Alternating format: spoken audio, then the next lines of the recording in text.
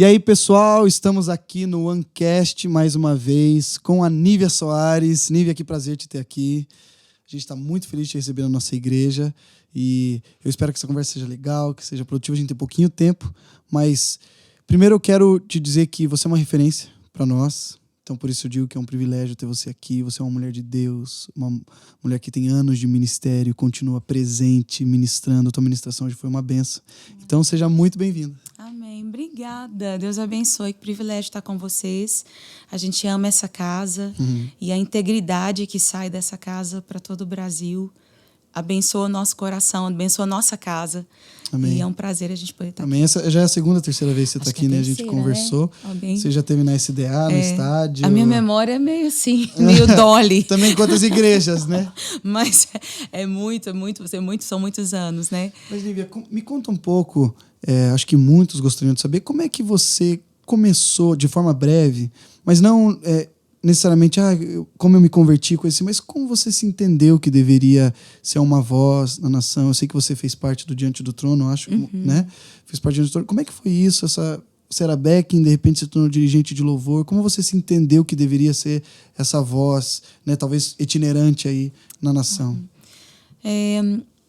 Acho que tudo começou com um grande visitar de Deus em BH. Né? A gente, para a glória de Jesus, a gente foi salvo, resgatado num ambiente de muita glória de Deus, de muita presença. Né? Eu ia ser outra coisa. Quando eu digo que fui resgatada, foi na questão ministerial.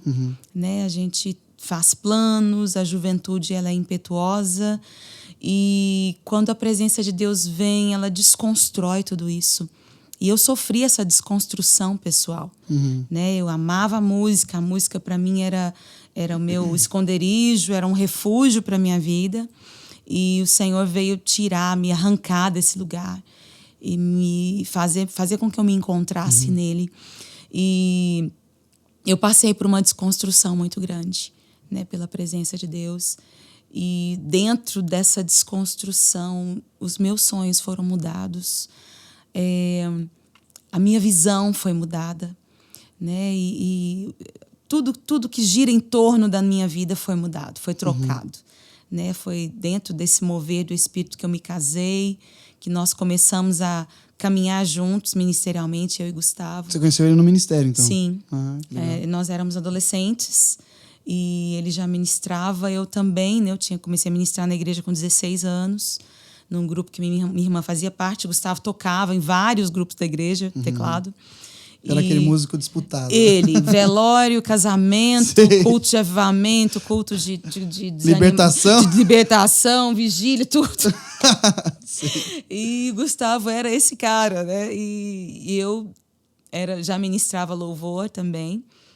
Nos conhecemos ali, mas né, éramos melhores amigos da vida, mas viemos a nos encontrar exatamente dentro desse visitar de Deus. Né? Foi quando... gente, avivamento traz casamento. Em épocas de avivamento, mulheres estéreis têm filhos. Coisas maravilhosas nesse sentido acontecem. Né? E foi o que eu vivi pessoalmente. E tudo desenrolou a partir dali. Né? Daí você foi para o Diante do Trono? Sim, o Diante do Trono. Na verdade, dentro do Diante do Trono... dentro do Diante do Trono isso aconteceu. Entendi. Né? A gente, no período do Diante do Trono, a gente estava vivendo esse visitar de Deus, esse mover de Deus em BH. E ali dentro nós tivemos muitas experiências com o Senhor, com a glória dele, e foram coisas muito marcantes para nós, né? Que a gente nunca vai esquecer. Transformações, libertações. E ali dentro, né, Deus nos moldou, uniu, né? Então a gente tem amizades que perduram por toda a vida. Sim, que começaram ali, que foram fundamentadas ali. Eu vi uma vez a Ana Paula Valadão num congresso, congresso acho que de adoração, missão e intercessão. Sim. Do Diante do Trono, acho que em 2018 ou 2017. Fomos lá para Belo Horizonte, você estava lá tudo, e eu lembro que ela falou bem breve de uma fase que você era backing lá, mas ela sentiu que não chegou a hora de você caminhar só, assim. Acho que você sendo a voz principal. Como é que foi isso aí? Porque eu confesso que fiquei curioso. Eu falei, Como é que foi esse entendimento? Como é que foi isso para você também? Você se aceitou logo nessa condição? Como é que foi isso? Foi um processo, né? E a gente começou a receber convites, eu e Gustavo. A gente fez o Reina Sobre Mim, nós já ministrávamos sozinhos. E a gente começou a receber convites e eu comecei a sentir a necessidade de estar junto, de ministrar. E a gente não cantava, cara. Deus mudou tudo tanto que você sai de um ambiente onde você faz performance e você entra num ambiente onde você se torna um veículo da glória e da presença de Deus. E a gente já entendeu de Deus que a gente precisava fazer isso. E a gente precisava, que nós éramos agentes de um avivamento, de uma presença que precisava ser liberada sobre a nação. E a gente começou, então, a viajar, a sair mais. E essa necessidade, ela começou a ser vista também pela nossa liderança, pela Ana. Era a Ana, o Sérgio, o pastor Ezenete. E eles começaram a orar sem a gente saber. Eles começaram a orar por nós. E um dia eu fui conversar com a Ana, marquei uma reunião com a Ana e com a Zê para falar sobre as coisas que Deus estava fazendo e sobre essa necessidade que a gente estava tendo de estar mais à frente, né? Todas as vezes que o Diante do Trono viajava, a gente tinha que ir, às vezes esbarrava alguma coisa. Conflitava a agenda? E aí eu ia conversar para a gente dar um jeito, né? De arquitetar a agenda para dar certo. E a Ana olhou bem para mim e falou: Nívia, tá na hora de você ir. Tá na hora de você sair do ninho. Você é um pássaro grande, você tem que sair do ninho, senão você vai morrer. Se você ficar dentro do ninho, na proteção do ninho, você vai morrer. E naquela hora eu fiquei absolutamente chocada. Entrou em crise? Eles oraram, eu já estava em crise. Foi um ano muito difícil para mim. Eu tinha perdido meu pai no final do ano de 2004. E 2005, no início do ano, eu tive essa conversa com a Ana. E nós fomos enviados como ministério. E para mim foi um choque muito grande. Foi um ano de luto e de solidão. Porque eu estava à frente de algo, liderando pessoas, já liderava, né, minha equipe de músicos, mas eu estava à frente, né? Alguma coisa mudou espiritualmente. Agora era você, né? Você e Deus, porque sim, eu você e podia o recorrer Senhor. Talvez a Ana. Sim. E agora era você. Exatamente. E foi desafiador, mas foi um ano onde, apesar do luto pessoal que eu estava vivendo, foi um ano onde eu pude experimentar de uma graça muito sobrenatural de Deus, né? E nós vimos muitos milagres, muito da presença de Deus sendo liberada.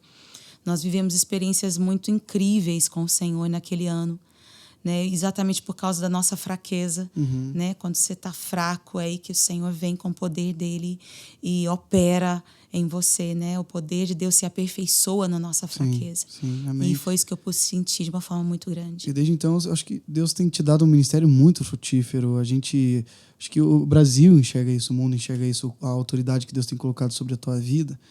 Mas existe uma coisa que muitos se perguntam, né? Eu ministro louvor aqui na minha igreja e a gente olha com admiração para alguns líderes que não vão com o vento, sabe? Que fazem apenas uma música, fazem eles ficarem conhecidos e de repente eles somem, sabe? E a igreja local não existe e o pastoreio não existe e você fala assim, de onde foi que esse cara surgiu? E você veio num período onde a internet talvez não era a ênfase, o Instagram não tinha, né? Os seguidores não importavam tanto, né? Como foi? Qual é o segredo, assim, sabe, para manter essa essência, essa pureza de coração?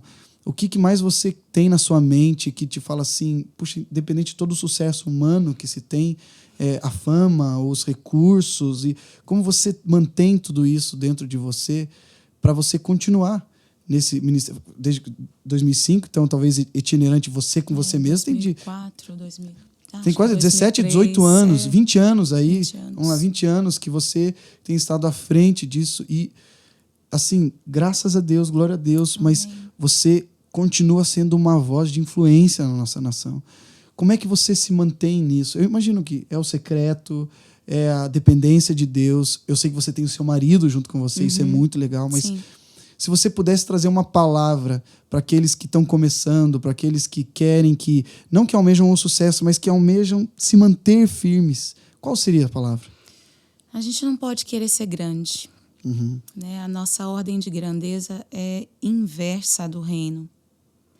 E a ordem de grandeza do reino é muito clara. Né? Jesus fala no Sermão do Monte, eu amo o Sermão do Monte. E ele me desafia tanto.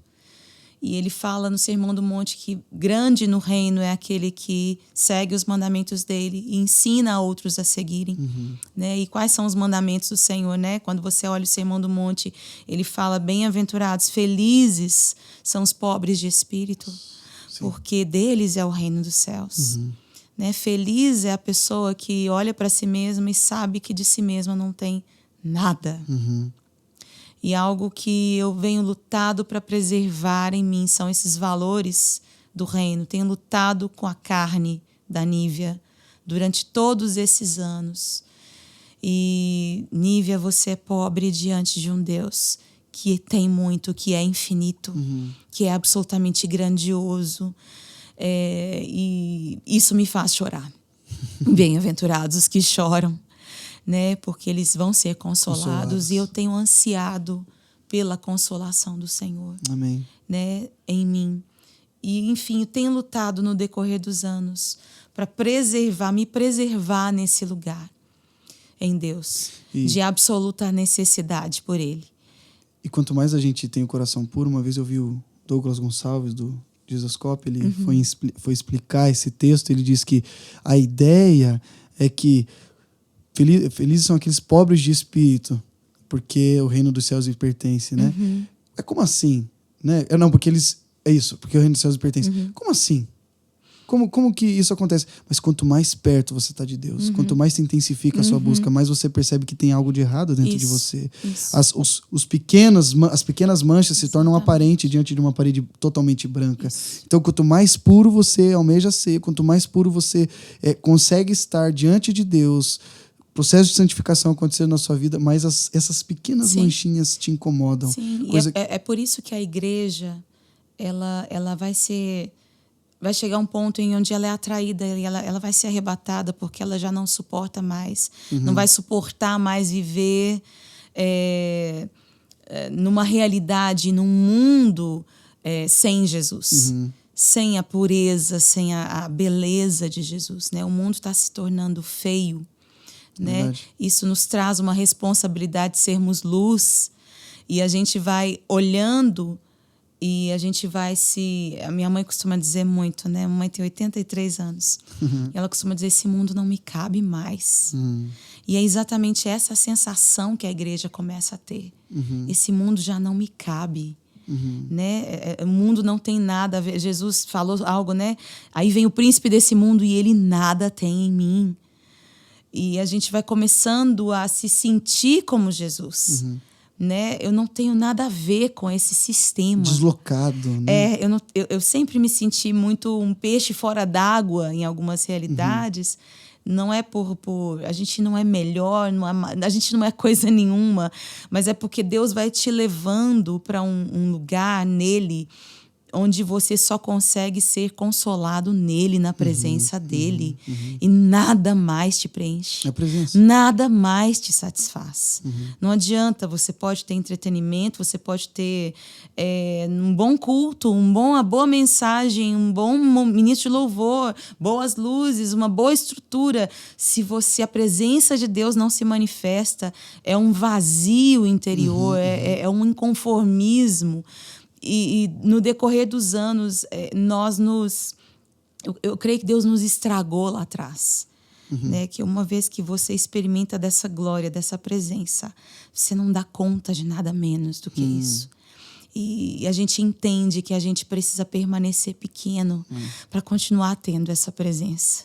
O pastor da nossa igreja, o pastor Pascoal, ele vai dizer que toda adoração que se propõe a ser uma performance, ele vai falar que todo momento de louvor que não restaura a imagem de Jesus dentro de nós, não é adoração. Exatamente. É apenas uma performance vazia. E o que o mundo precisa não é de artistas renomados, capacitados, e não é apenas isso. Acho que não tem a ver com isso, não tem a ver com uma voz bonita, não tem a ver necessariamente com a a arte, sabe? Eu vejo muita gente falando assim, até saindo do gospel e indo pro secular, falando assim, não, porque eu preciso investir na minha arte para ter mais alcance, e assim eu vou falar do amor de Jesus. Mas daí quando você vai, então tá bom. Aí quando você vai ver, cadê a cruz? Cadê? É incompatível. Tudo aquilo que não restaura a imagem de Jesus Cristo dentro de nós, ele, eu diria que não serve. Na verdade, a adoração, ela aponta para Jesus. Exatamente. Né? E o que é o momento de adoração na igreja? Qual é o papel do ministro de louvor?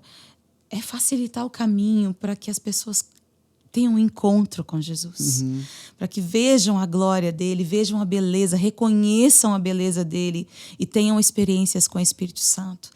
E para você entender um pouco da experiência que eu tive lá atrás, eu já cantava. E eu queria muito ser artista cristã. Queria muito gravar disco. Queria muito ser conhecida. Eu queria muito tudo isso. Viver disso. Queria muito. Esse era o meu sonho pessoal. E eu me lembro de episódios onde a presença do Senhor foi tão marcante no ambiente que eu não conseguia ficar de pé com o microfone na mão. Que Deus é esse? Que diante dele eu não consigo cantar, eu não consigo exercer os meus dons. Na minha arte, né? Não consigo, a minha arte não sai diante dele. Que Deus é esse? Que desconstrói a vaidade humana, que quebra a gente no meio.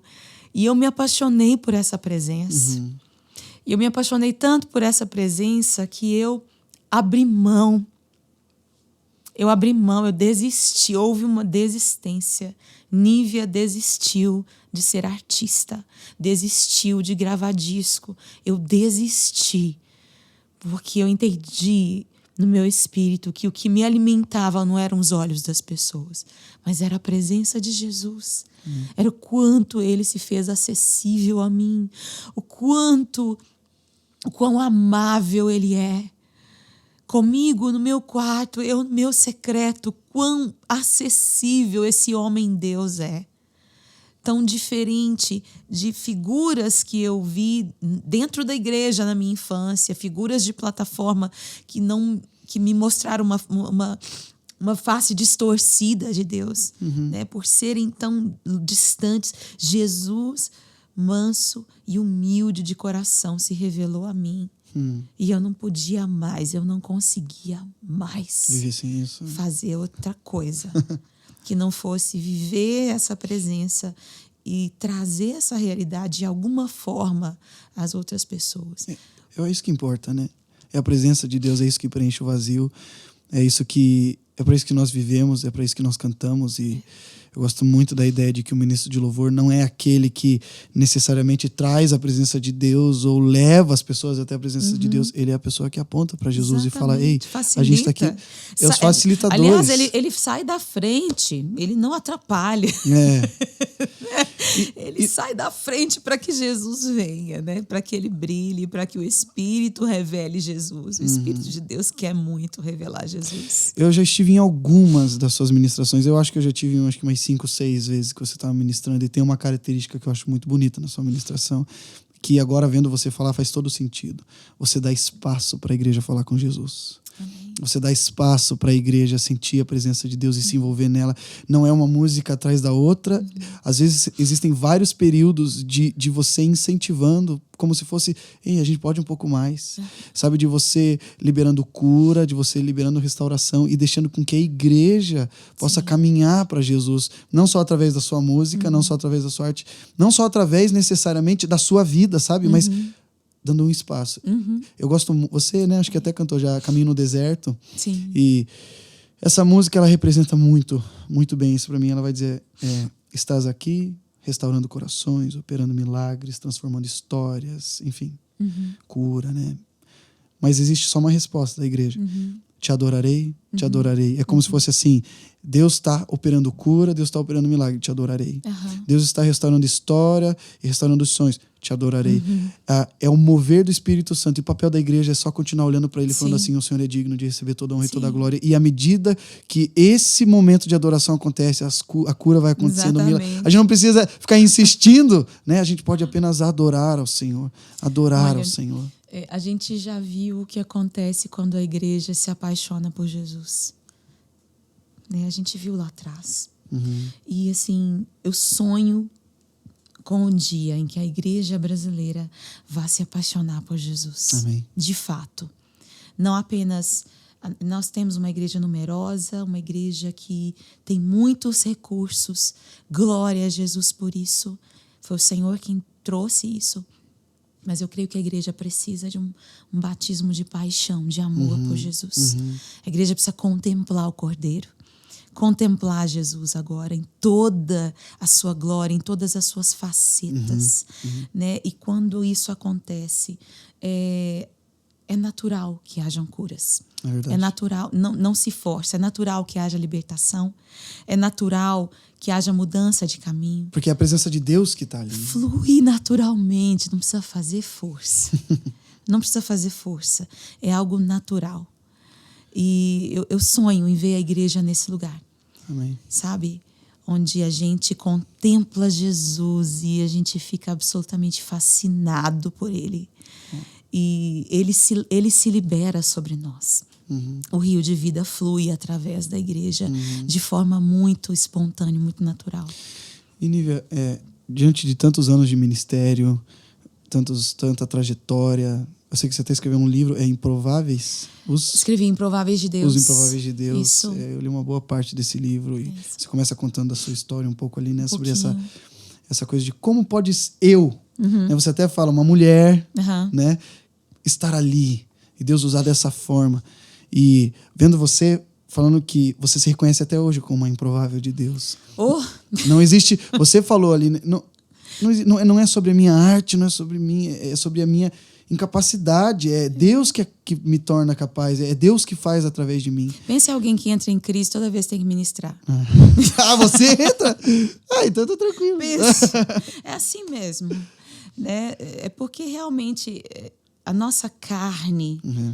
Ela é muito fraca, ela é muito pequena. A nossa percepção humana é muito limitada. E se o Espírito de Deus não vier e não fizer, a gente vai contender, a gente vai tentar, a gente vai girar a manivela. E não vai fluir. E não vai acontecer. É verdade. Né? Se o Senhor não vier, nosso talento não é suficiente.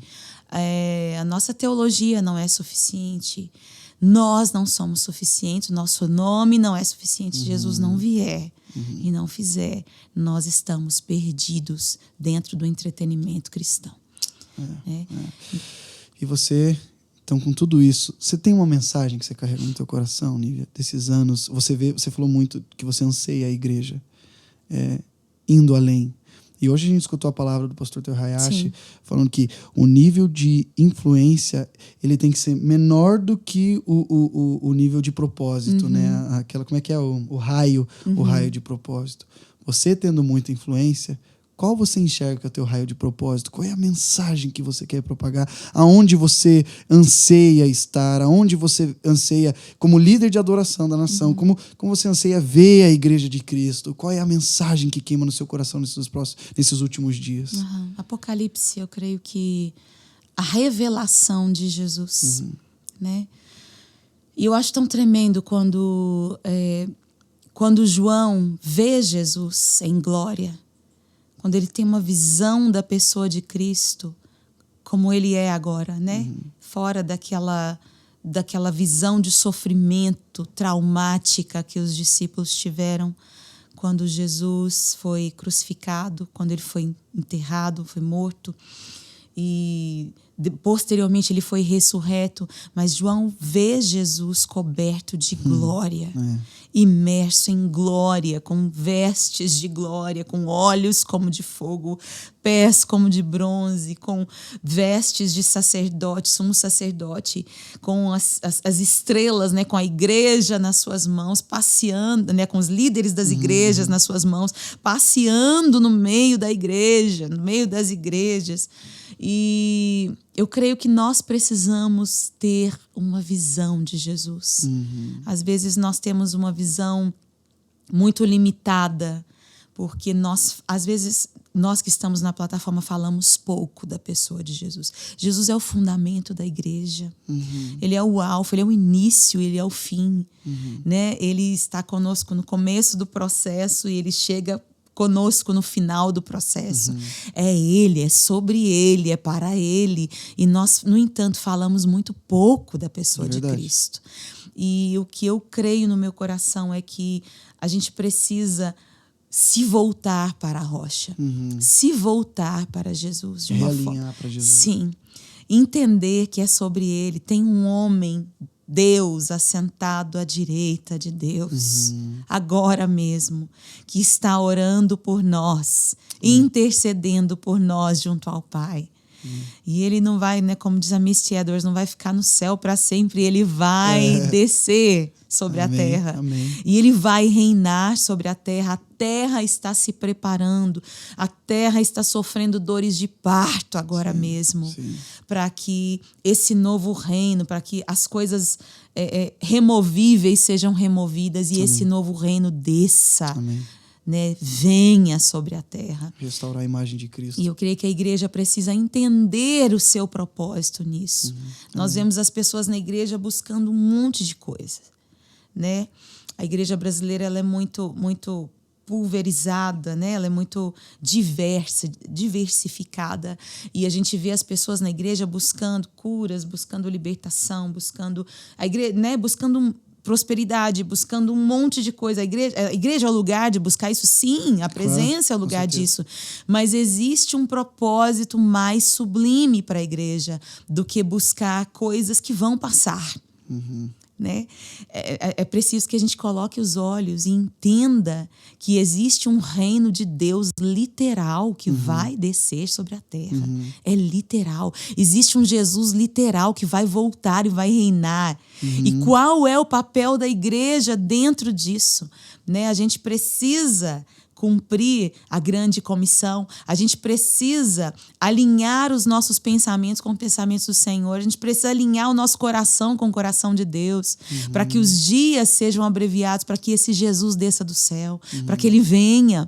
Né? O Theo falou tanto disso hoje, enquanto ele falava, meu coração queimava, porque é exatamente isso. Né? A gente precisa se entender que existe um propósito maior e melhor pelo qual nós precisamos viver do que simplesmente o estar nesta terra, estarmos confortáveis nesta terra. E quando gera algum desconforto, a gente grita Maranata. Ele falou muito sobre isso. Maranata não é um escape. Maranata é o clamor da igreja enquanto cumpre a grande comissão, enquanto a gente está indo e restaurando a imagem de Cristo. Eu gosto de uma frase do C.S. Lewis que diz: tudo que não é eterno é eternamente inútil. Verdade. A igreja tem que começar. E John Piper vai falar muito de que a adoração é a única atividade eterna e suprema da igreja.